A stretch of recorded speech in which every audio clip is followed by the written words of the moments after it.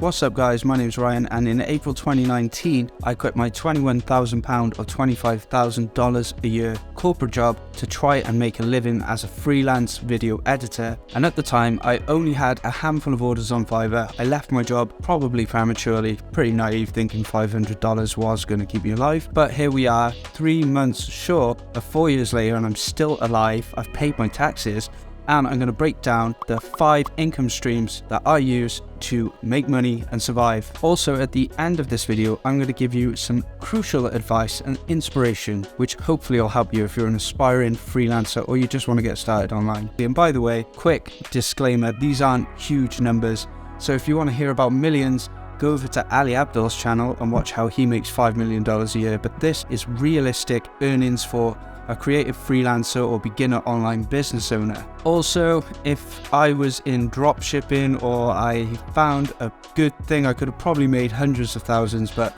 unfortunately I haven't. I just edit videos, write scripts, but I believe I make a humble living and I deliver amazing value to my clients. So in this video, I'm going to show you how I make money, how I build passive income sources, and yeah, I'm going to break it down all for you. Got my notepad here with the money on so that I don't break my neck looking at the screen. So my primary income source is from Fiverr, believe it or not. People think Fiverr is a cheap freelance website. I love it that they think that, because they don't sign up and then I can charge $500 a video, but I didn't always do that. I actually started out charging $40 a video. So I'm going to break down the numbers in pounds and in dollars, but for Fiverr, I'll give you the 4 years from 2019 to 2022 in pounds. Then I'll give you the dollar total, and at the end, I'm going to break everything down, including expenses, taxes, and what my monthly take home basically is. Also, I'm averaging this over 4 years, so I've just taken the grand totals, divided it or times it by 4 kind of thing. So 2019, £22,326 on Fiverr, so I just about took home the same amount of money before tax as I did in my corporate job. But I also get clients from social media, which I'll touch on in a little bit. 2020 we took £38,064 on Fiverr, 2021 £37,211, and 2022 £2,146. And you're probably thinking, Ryan, what happened? Did you die? I did not die. What happened was a company in the US offered me $5,000 a month, and I worked with them for a year. Long story short, didn't work out. But now I've realized Fiverr was a good thing and I'm back on there. I've created new gigs and we're rolling again. So total on Fiverr over 4 years, £99,808.15 or $120,689. I forgot to mention, I have got a course. Essentially, what I do in this course is I walk you through creating the perfect Fiverr gig that actually sells. There are tons of sellers on Fiverr doing things completely wrong, and to be able to charge $500 a video, I had to really work out how to create a gig that actually converts and how to deliver results to clients and how to close the clients. And in this $67 course, which I've linked below this video, I walk you through each step of creating a gig, and that comes with a Google document that you can fill out. So you watch a video, how to make a delicious description, then you fill it out, and by the end of a couple of hours, you've got a solid Fiverr gig that you could just copy and paste the information over, and you can do this again and again. $67. One of my students, Gamze, got 8 orders, quit her job. She's now a full-time video editor. So if you want to be a freelance Fiverr guy or girl, hit the link below. Then over the 4 years, I've also learned to grow my following on Facebook, and I've got a system pretty much for creating content that attracts clients to me so they want to buy my stuff on Facebook. I've rebranded myself on Facebook, and this scares a lot of people as well. I remember once upon a time I was nervous to even change my cover photo to say I make videos, and now here I am on camera talking to you guys. So don't worry, wherever you are, when you start pushing that comfort zone, you will get there. You will get the confidence. Facebook or social media, maybe some clients from my website. Over the 4 years, $65,948. Then after a year and a half of making videos, I made my first After Effects course, which I put on Skillshare, Udemy, and my own website.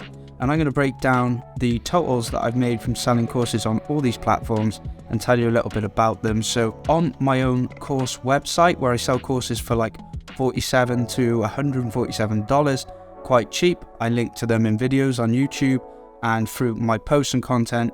On my own website, I've made $17,300 in sales, and I use Podia as a website hosting system.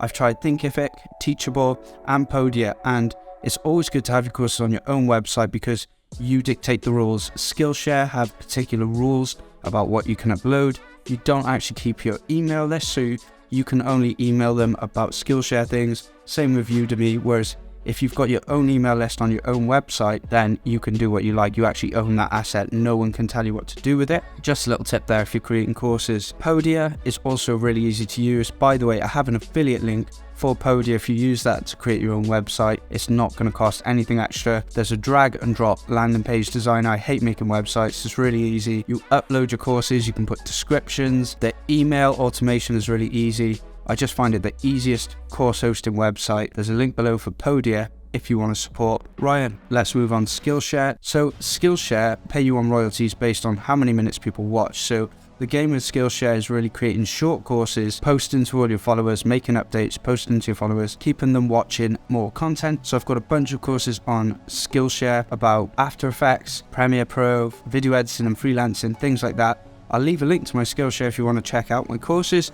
I've made $15,382 on Skillshare. And then finally, Udemy. So Udemy is a long game, and to be honest, it's quite surprising when I look at it. Udemy actually market your courses for like $10 to all sorts of countries, and they take a cut, but they do the marketing for you. So there are actual millionaires on Udemy, but it's a huge volume game. And the game here is to build flagship courses that lots of people are going to use. It's very competitive, but I have a couple of courses on there, and that has brought me in $11,139. So the total income over the 4 years, starting with zero experience, is $230,458. The yearly average would be $57,614, which is £47,646. But this is all before expenses. So the expenses, I'm not covering things that I've bought. It's just about to start to rain as well, so if you hear a bit of rain, I do apologize. Hopefully it's nice and ambient and relaxes you. Things like my light and my camera and my microphones,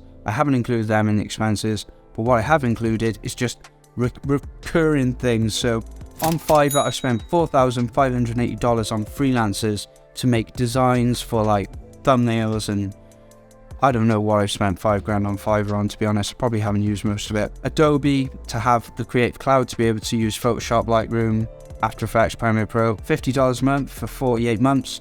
That's 2 years basically. That's 4 years. Crikey, no wonder I've got no money. That's $2,400. Storyblocks, I pay $360 a year for my subscriptions so that I can download amazing stock footage for all my videos.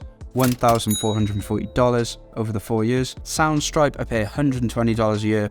By the way, I'm going to leave a cheeky link for Soundstripe below. I've used this music service for the whole time. $120 a year, and you get unlimited access and licenses for music to use in your videos, in client work. You don't have to mess around with licenses, you just download and use it. And I've used them for 4 years, $480. I actually got an accountant after 2 years because I went for a limited company. Basically, that's an LLC if you're in the US. Limited company operates a little bit differently. So when I work out the taxes, I'm actually working it out on a sole trader rate, but it would be about the same. But anyway, I pay $100 a month for an accountant, pretty much, times 24 for the last 2 years since I've had a limited company. $2,400. And over the last year, you might think I'm crazy, but I pay $300 a month for an accountability coach. And what these coaches do is once a week, they ring me up for 20 minutes. And basically throughout the week, I can dump all my thoughts into an email.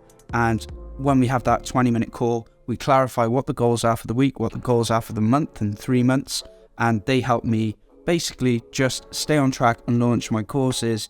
Really helps to have an accountability coach, because when you're a freelancer, you get yourself up, you think of the ideas, you do it all on your own. And I'm going to give you some tips on that in a second. $300 a month, 12 months, $3,600 a year. So total expenses, $15,836. The income after the expenses, $214,622. The yearly average would be $53,655 or £44,372 a year. And after tax, which I've just basically taken, I've taken 44 grand a year as an average. and then worked out the tax, £33,441 a year, or $40,436 a year. So my monthly take home would work out about £2,969 or $3,591. Nothing spectacular there, but I used to make £1,400 a month. I was depressed, I was anxious, I would have meetings every week about my performance, about what I said and what I did. So really, considering where I was mentally, crippling anxiety and depression, to being able to get up when I want, do what I like, and still make these videos, actually get praised and get feedback from my clients, that is really what this journey is about. So I've doubled my income, but that has never been the goal. The bigger goal here is I understand that if I keep learning every day and I compound my skills, and every year I make better decisions and I make less bad decisions, I don't see why I can't reach 1 million or millions. But the main thing is I'm not attached to that outcome. I really enjoy the fact that I can wake up, get my coffee, sit down, nail a video in 4 or 5 hours, get amazing feedback from a client. It feels good. I'm actually helping people, and I've got nobody breathing down my neck telling me what to do. And that is the real reason why I'm doing this thing. And now I'm just adding YouTube to the arsenal. If you're watching this video, this is probably a pretty new channel. So if you found value from this video and you want to stay up to date with my journey and also want me to inspire you on yours, drop a comment below. Let me know where you are at in your journey. If you found it helpful, a like or a subscribe would be great. But before we go, let me give you my best advice for a freelancer. So you've got to remember, when you start, it's not about the short-term finances. It's not a quick win. It's hard. You're going to have to get out of your comfort zone. You'll probably find that people don't actually care as much as you think they will when you talk about starting a business. You might find that your friends actually seem to weirdly try to drag you down, because what you've got to realize is when you try and escape an average life, people aren't going to want you to leave. They're going to want you to come out and party. They're going to want you to sacrifice your time. And when you're managing your own time, you realize how much that is worth. And when you earn your first little bit of income online, you plant this seed inside this dream, this vision, and you think, if I can do that once, I can do that 100 times. My advice would be to take inspiration from what other people are doing, but do it in your own way. When you make your first couple of $100, the guys who are going to lose are the ones who are going to go and blow that part in, or buying a new pair of trainers. What I would do is pay yourself each month, and all that extra money that you make, buy new gear, upgrade your business, buy courses, invest in yourself, learn, and think about the long term. You have to get used to short-term pain for long-term gain. I know it sounds cliched, but you're really going to learn a lot about that when you're freelancing. You're going to develop better habits. But anyway, I'm waffling now. I could sit here inspiring you all day, but I haven't got all day because it's like 11:30 at night. So day's over and I'm still here. Still here. This is the freelance life. Thanks for watching, guys. I'll see you in the next video. Bye.